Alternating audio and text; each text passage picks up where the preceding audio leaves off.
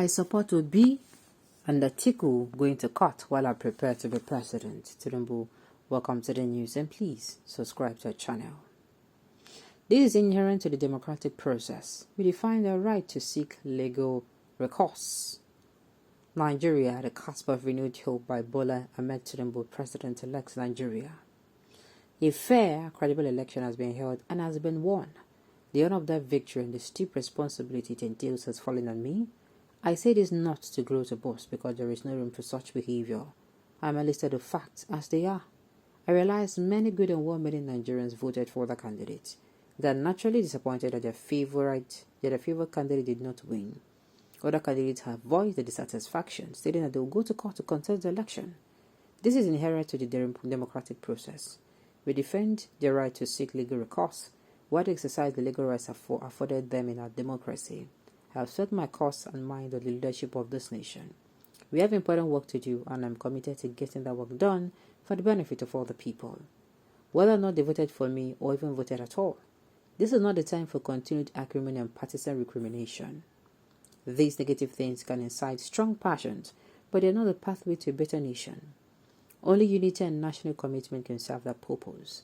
Critics of Nigeria have been too quick to conclude that our political system is fragmented because of the impressive showing of new parties and their candidates. These critics are wrong. The emergence of the new parties and candidates underscores the dynamic strength of our democracy. People want democracy to work and they want to have their voices heard and interests met within it. This is a good thing to be promoted and not something to be feared. What more concerns us is not the growth of parties but the growth of old prejudice and biases such as ethnicity, creed, and place of origin. As a nation and as individuals imbibed with the love of God, of our fellow man, we are better than this. At some point, we must decide whether we shall be enticed by the ills of the past or we shall be more bravely and nobly be encouraged by the eminent prospect of a brighter future. There have been times in our past when our governing institution created more questions than they answered, but the arc of our political history gives me confidence that we can overcome that past. We have walked through the thick of the night to emerge into the light of a brighter days to come. There is no good reason to retreat into the darkness of years past.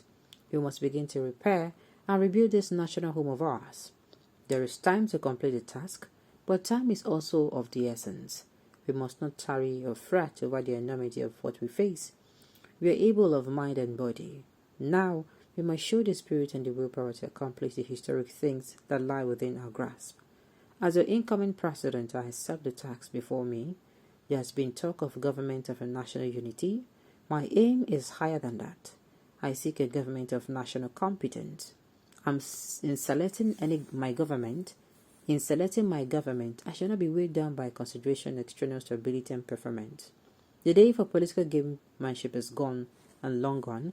I shall assemble competent men and women and young people from across Nigeria to build a safer, more prosperous and just Nigeria. There shall be young people. Women shall be prominent. Whether your faith leads you to pray in a church or mosque will not determine your place in government. Character and your competence will. To secure our nation and to make it prosperous must be top priorities. We cannot sacrifice this goal to political expediencies. The whim of politics must take a backseat to the imperatives of governance. We have bridges and roads to build not just for commerce and travel, but to connect people of different faith, parties, and different outlook in harmonious dialogue and common purpose. We have families to feed, not just to emulate hunger, but to nurture enlightenment, civic responsibility, and compassion. We have jobs to create not merely to put people to work, but to afford all a better standard of living by which families and communities are improved and democracy deepened. We have water to replenish, not just to quench physical thirst, but to ignite a thirst for creative and better solutions to society challenges. We have a nation to protect such that we eliminate danger and even the fear of danger. May all of our people be able to live their lives in the light of peace and the glow of broadening prosperity. An important step towards restoring economic normalcy has been taken by the Supreme Court's decision on the party of old and new notes. This restores both the rule of law and economic decency. But this is not the end of the story. It is merely the beginning of a more comprehensive solution to economic challenges. Our renewed Hope Action Plan outline goals for greater economic growth in our cities and rural communities. We are committed to an economy of the double-digit GDP growth, greater food security, and one with a strengthened manufacturing base as well as an active digital economy where young people will have ample space to fulfill their dreams and aspirations. I realize that I'm a servant of a larger purpose. As such, I have gone straight to work. My team and I have been daily engaged in discussions and meetings, refining ideas and policy solutions so that we can begin actively working toward the common good the very first day we resume office. This great project called Nigeria beckons to us all. I ask that we work together as Nigerians for Nigeria. Those who voted for me, I ask that you believe in our policies and plans for the country. I also ask that you reach out to your brothers and sisters who did not vote as you did. Extend to them the hand of friendship, reconciliation, and togetherness. To those of you who did not vote for me, I ask you to believe in Nigeria and in the capacity of your fellow citizens, even those who voted differently than you. The better Nigeria I seek is not just for me and my supporters, it is equally yours. I do not ask you to abandon your political preferences. That would be undemocratic. I do beseech you to answer the call of patriotic duty as a loyal opposition. Remain loyal to the cause of a greater, more tolerant and just Nigeria. I too shall keep faith with this objective. If we all play our proper roles, we shall begin the task of rebuilding our national home together, day by day, brick by brick, notwithstanding our political differences. As such, the victory of national progress will belong to all of us. The triumph of our nation's democracy shall cite all of you as its very authors. This is how things should be. Dear Nigerians, this is our country. This is our moment. We dare not waste it, nor do we back away to accept a lesser version of ourselves and of our collective fate. We can no longer be satisfied with calling ourselves the giant of Africa. We must devote ourselves to doing those great and historic things only a giant can do. As your president-elect, I shall do my utmost in this regard, for this is my sworn duty. I call upon you to come bravely forth as well, not for me,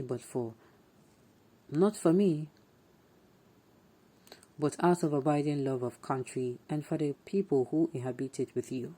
We are so much better than we have been. Now the time to stand fast and have faith in what this nation can be. For one, I am standing, but this time I shall not be the last or only one standing. Imagine how great we can be if over 200 million of us will stand with me. Let the world see in Nigeria that nothing can stop. This speech is actually beautiful. Sincerely. Should be really, really beautiful. Well, it almost had me convinced there. But like I said, until all this wahala really got settled, and then maybe you go in and you prove yourself. Go, anything you're saying, it just be like what on top zone, because APC promised us more than this in 2014.